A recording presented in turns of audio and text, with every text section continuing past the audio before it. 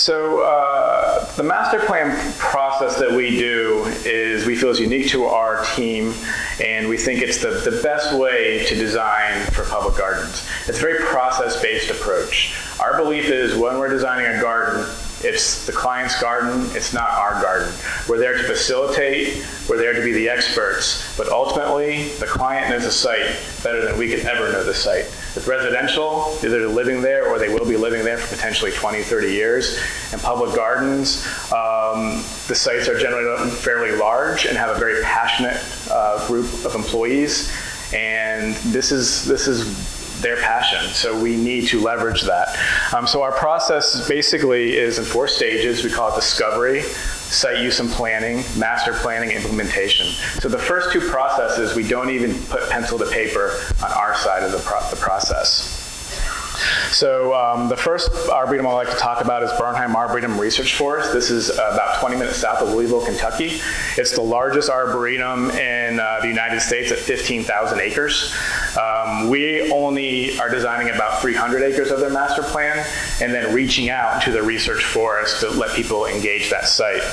So what I was talking about earlier is the discovery and site use phase, is that we come in with just a series of exercises, and they have a group of about 50 people, and we have topics we would like them to discuss and think about, and everybody essentially just jots down note cards of what they think about each topic. And so by the end of this, we have, let's say, 13 topics, 50 people, 2 cards per topic. We have a lot of note cards. So we go through this, we ask them to give us their opinions on things like circulation, things like children's gardens, horticultural displays, and we try to get their opinion on what they feel. And then we have them go back and score the note cards on what they think is a good idea, what they think is a bad idea. Thirdly, they break into groups in each topic, and they have to distill those topics from all these note cards down to 3 goals for each topic. Now this is something we do with every garden, but every garden is slightly different. And so in this process, everybody who's involved has their voice heard. They are on a note card, it's going to be documented, and what this does is it brings consensus to what is really important to the client, to the Arboretum, and to the community. Because these groups are teachers, their staff, their leadership, their board members, and they're important community leaders. We come back later for site use, and at this point we just have a simple map. And before we draw the master plan, we actually put the map down and break into groups and have these groups draw their own master plan. And since they know the site better than we do, very interesting ideas come out of it that we haven't necessarily thought about, or we thought maybe this isn't a good idea, maybe they won't like it, but sometimes they do, sometimes they don't. And we also do a lot of site analysis. These are maps of geology, water flow, canopy cover on the Arboretum. So this is the whole 1,500 acre site. We are really just working on a little white spot right there for the most part. So this is the master plan that we came up with. So this is a highway over here, and you can kind of draw in. The existing visitor center is here, and the existing education center is here. And what we found out through our process is that only 10% of the people who visit this garden are actually visiting the visitor center. It's a beautiful LEED certified building with a green roof nestled in the woods. It's a fantastic building, but people aren't able to enjoy it because they don't know it's even there. So the goal from this master plan was to draw the new visitor center up close to the lake in the entry sequence. Turn the visitor center that's in the woods and already is close to water and a lot of educational program into the new educational center, and then turn the educational center into a event pavilion so they could bring in more revenue through weddings, corporate retreats, and things like that.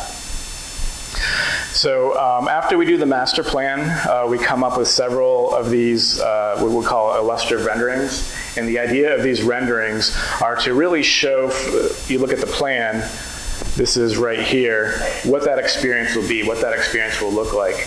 And these are also used, sometimes we diagram over them to explain it better, and these are also used for capital campaign funds. So if you see here, this is the new visitor center on the lake. The highway is down here. And what we did is we swooped the entry road out. They have their their collections are, this is about a 80-year-old arboretum. It was all planted at the same time. So their canopy is beginning to see the end of its life. So their collections are struggling. So the idea is like, what is the next 100 years of Bernheim? What are their collections going to be? What are they going to plan? How is that experience going to be? So we took their crabapple collection, which is here, kind of over here, and not doing so well, and we could add a new crabapple collection sweeping through the woods, a nice native prairie that also mirrors the prairie they have in the middle of their site, so it kind of shows you when you're entering what you're going to see on this site. And then also canopy trees that will frame your view, so your view will come in, you'll see the lake, it'll be hidden, you'll drive through the landscape, and you'll see the beautiful view of their Lake Nevin with the new visitor center on top before you go and park. And so you know from the very instance where you're going, so that you get to the visitor center and you get to see what they're all about. This is the entrance into their new visitor center, and what we have done is drawn the lake out and connected the prairie to the lake and created a wetland garden.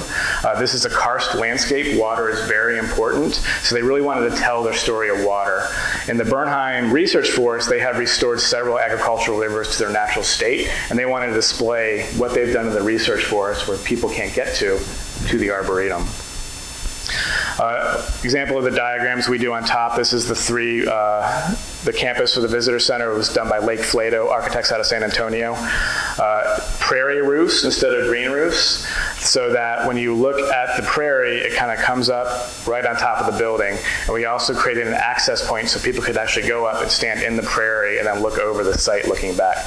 You also have a view over the lake and ample space for any kind of activities you have out front. By the educational building, the new educational building, there's a series of ponds that are currently not doing very well. They're old, they need to be dredged. So what they want to do is keep some of the ponds, but then turn some into a natural wetland with very illustrative riparian edge plantings. And what this does is it tells their story. It tells a story from wetland to constructed ponds. And constructed ponds is part of their original story when Olmsted designed this back in the 1930s. They created these water bodies, and they're much loved by the communities. So they did not want to get rid of all the ponds, but they wanted to show what's possible today. This is looking back at the visitor center from the prairie. As you see, the prairie kind of goes right up to the roof. And then you walk through, and then you're at the lake. And then finally, we wanted to talk about their collections. We work very closely with their horticulturalists and their arborists about what is the future of their collections. Back in the 1930s, when people planted collections, it was generally in a grid. It was for scientific research. It's still for scientific research, but we wanted to expand the program, let people experience the trees. Most people, we found out, about 5% of the people who go to arboretums actually look at the signs. So they're there to enjoy the plants, they're there to enjoy the trees, enjoy the space. So we looked at different ways that the collections could be integrated, where you could walk through, be enclosed, look on the outside of different collections to make these collections more interesting, and also what would they look like through the seasons. Now these aren't the final collections, this is just ideas that we went over with the arborists, and as they move into schematic design, they will look more closely at these ideas. The second public garden I'd like to discuss is in Delaware. It's the University of Delaware Botanic Gardens. This is a garden that was developed in 1950, but generally, we find this happens a lot, is generally the way this garden is developed is someone had money, they wanted to do a garden, there was space, and there was someone who could put it in the ground. So they would do that without really thought of how it kind of works together. And so this garden has a bunch of small, much-loved gardens, but it's a very confusing place to get around, and it's not being used the best it can be used. So this is Delaware. So the campus is here for the University of Delaware. The main entrance to the campus from the community is 95, and the south campus where the Botanic Garden is about in between, about a mile and a mile away. The garden is here, in this space here, but it's on the south campus with athletics, a land-grant farm that is still in use, and a new science department. There's also a creamery right there where they take milk from the cows and make ice cream, and it's extremely good. It's one of the most popular places to visit in Delaware, or in Newark, but people, when they visit this, they don't even know they're at a botanic garden, and they want to change that. This is just a closer up. So the buildings, the academic buildings are here with a parking lot. And what was very interesting about this, and if we look back at the discovery phase, is when we first got to the site, we're like, this parking lot is awful. It's like, what if we can make this a central campus, and the staff and the students could walk between, have lunch, but we didn't want to let anybody know that idea. We wanted people to come to their ideas by themselves. They were like, this is a university, they're not going to give up parking. Well, when we did the discovery workshop, every single person, including the parking guy, put a red dot on that parking lot and said, get rid of it. So that we thought was very successful, and they gave us the permission to move forward. To prevent them from continuing what they've been doing is about putting a little garden here, a little garden here. We came up with typologies, and these are different types of gardens that will work within their program, their mission, which is teaching and education, and also outreach to the community. And so if they're thinking about doing a garden, they want to see where each of these gardens fit on this list and these groups, and if it fits their mission, so they're not doing anything that will eventually be removed or won't be mission compatible. So the final plan, so this is where the current parking lot was.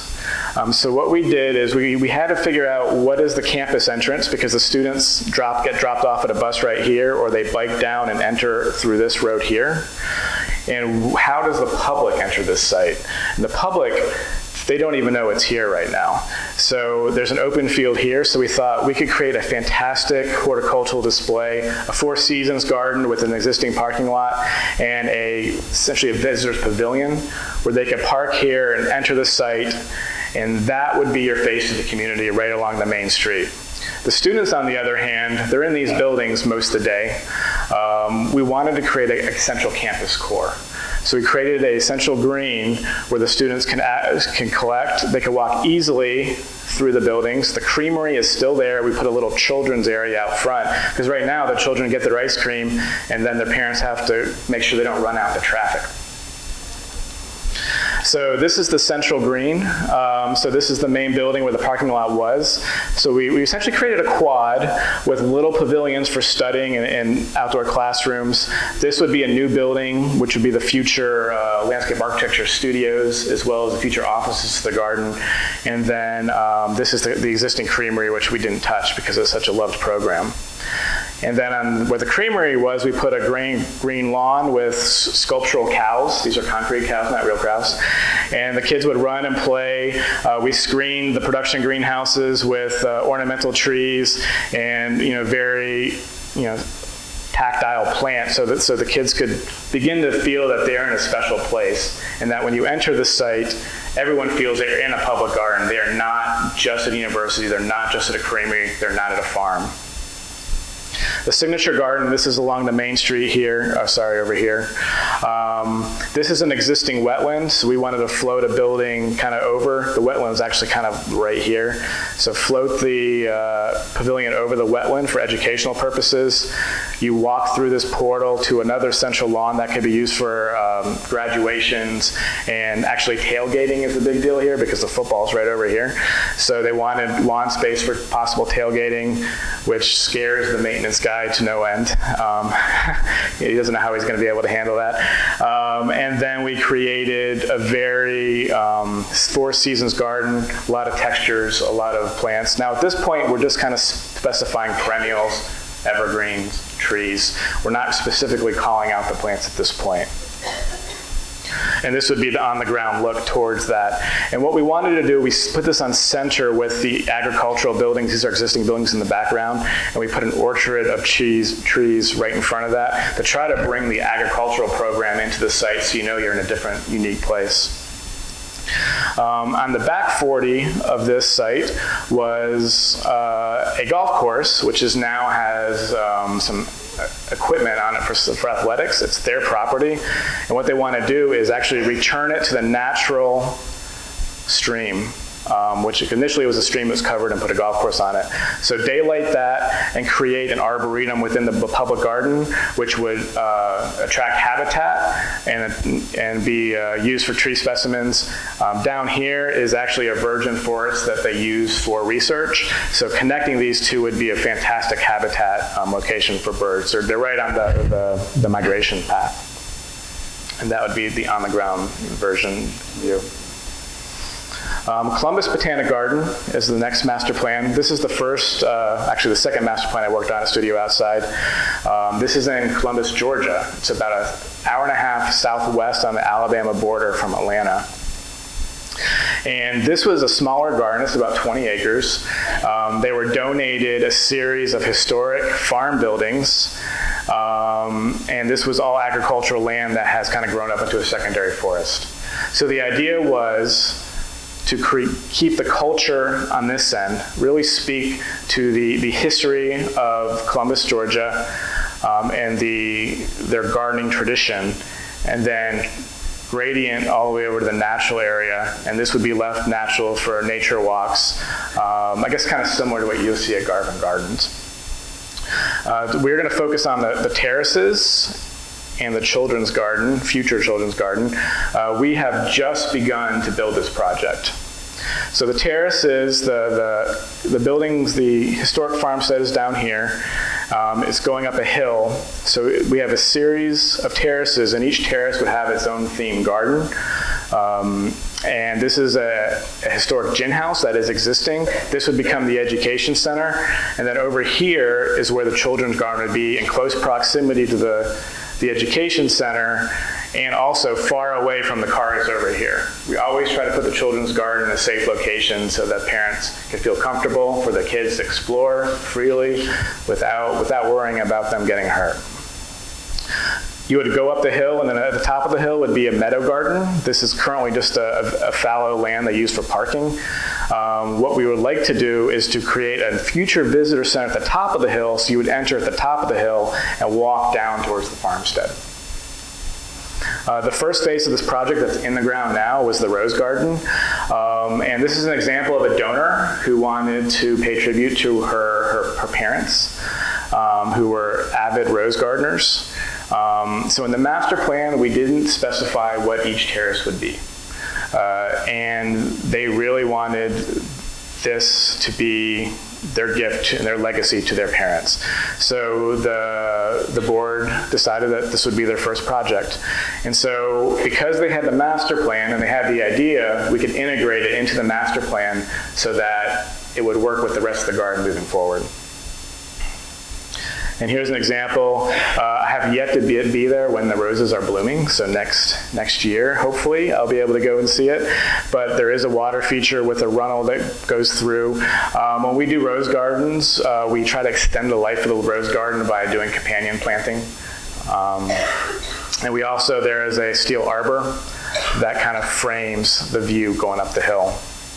So this is the rose garden as it stands, and then we went ahead in the next two phases that are starting next year. Up is the native perennial terrace, and this will be a series of perennials and grasses around a water feature and a central core. And then we turn in on ourselves in more of a Japanese garden with a grove of ginkgos with understory plantings before you get up to the meadow. So finally, and this garden will probably be on the ground in 2 more years, is the children's garden. So this is nestled in the woods. It's also on a hill. So the idea is to carve out the hill and create a central location, which would be more of younger kids' play. And then on the outside, have a series of more active play for the older children. And these are just a series of renderings and how we think this is going to look. These are a kind of a different technique than we used in the first renderings, and generally it's what we feel the client and what the garden needs to show their base what's going to happen. So you see, you enter through here and you walk down an accessible ADA path and either go to the younger kids area, or you could take the stairs for a quicker route, or there's a stump jump over here. And a tadpole pond where you could actually get in the water. So this would be untreated water with tadpoles and wildlife, only about 18 inches deep. And then this would be for the younger kids, and this would be a treated water feature, like a splash pad. Dan Shipley in Dallas, Texas, an architect, designed a treehouse for us.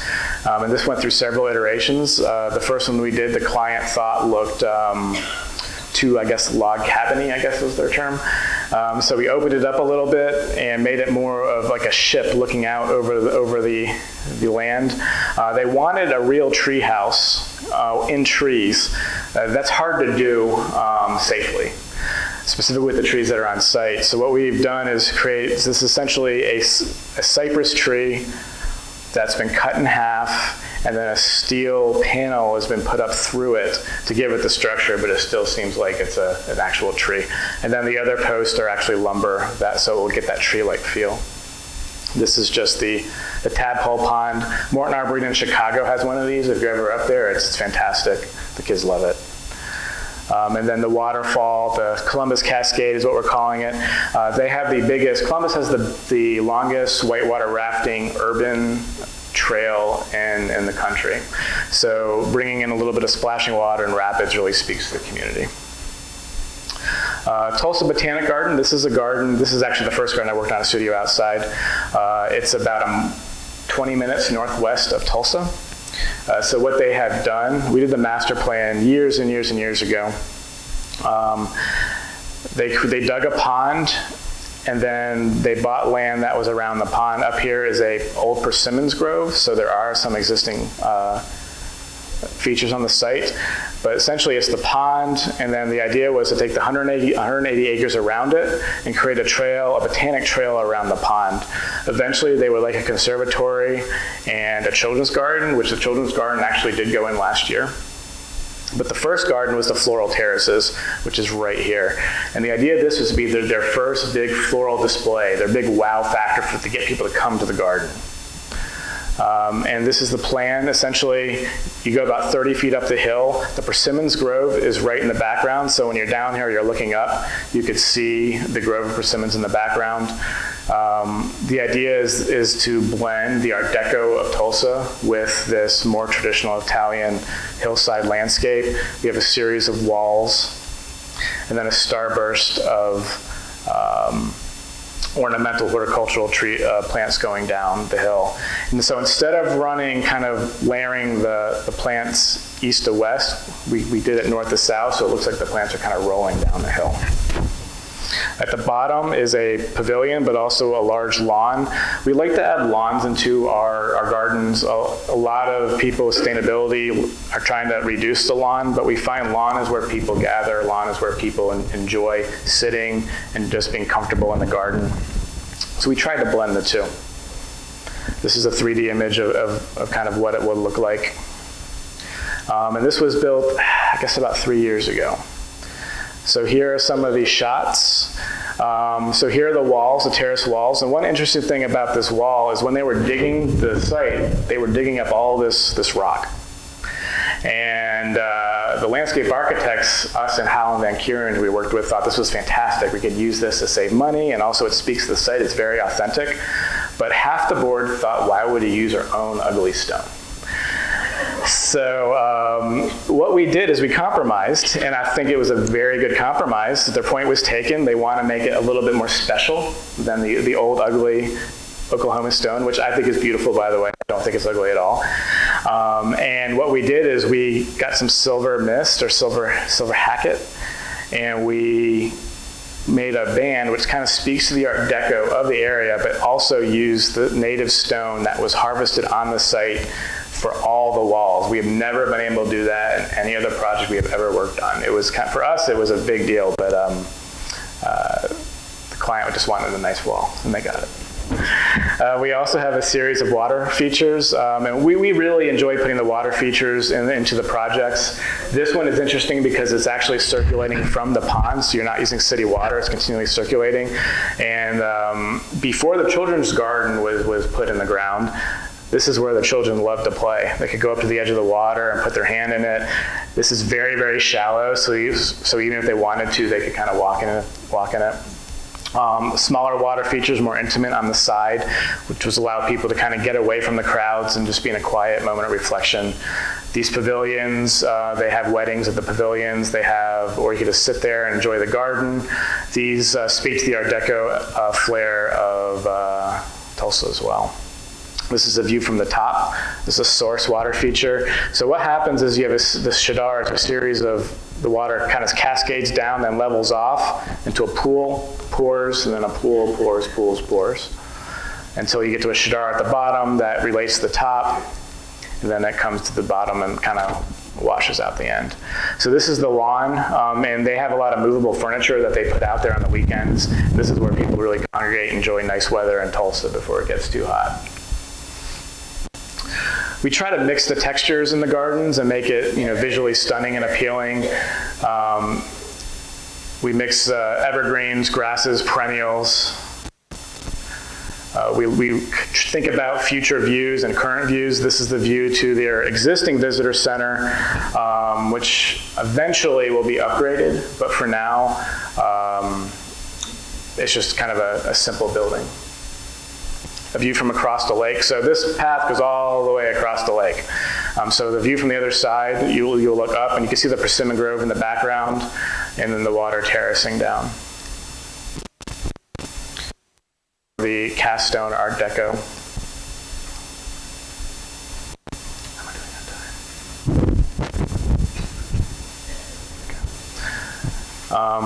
This side, you have the side view of these smaller fountains. So what they did do, and one thing that they wanted to put lights inside the columns. That was an idea that we actually did not want to do. We wanted to keep it more simple, but they thought that it would extend the life of the use of the pavilion at night. So there are lights inside the columns so they could have kind of cocktail parties at night. Finally, Desert Botanic Garden in Phoenix, Arizona. I did not personally work on this project, but I feel like this is one of the most stunning projects I've ever seen, so I always like to talk about it. We did do this master plan years ago. The project I'm going to talk about today is called the Portal. And essentially, the problem they had with their garden is, again, it was a garden that was developed over the years, and people would go to the garden, go to like 2 spots, and miss the entire rest of the garden. So what we try to do is create a circulation pattern that loops. You're not going out and back, you're continually walking, and it integrates the entire garden. So the first phase of that master plan was called the Portal, because you enter the site, and then this is your decision point where you want to go. But essentially, if you get here, you're able to take paths to see the entire site. There are 2 bluffs that kind of flank the garden. And so what we did is we kind of made a valley of plants and art that kind of walks through this entry sequence. People say the desert is not a lush landscape. I kind of disagree. I think it's desert lush. I think there's ways to make a dry, sun-baked landscape just as beautiful as Miami, where I used to live. So what we did is we made this curvilinear path so that people take their time and meander through. We have terraces going up each side with different specimens of desert plants. We used a lot of great craftsmen and artists to bring out the plants, and by creating these artistic mosaic backgrounds, as well as using nice stone walls.